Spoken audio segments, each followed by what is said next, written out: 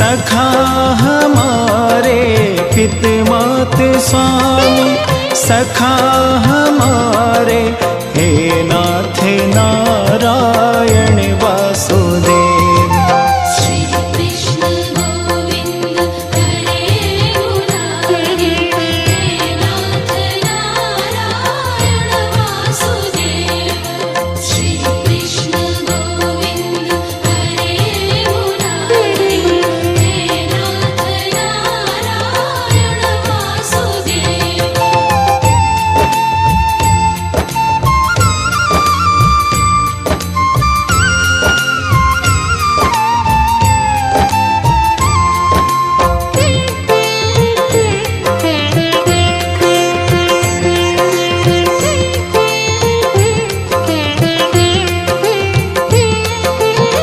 तुम में वास करे जग सारा, तुम जननी के उदर मझारा।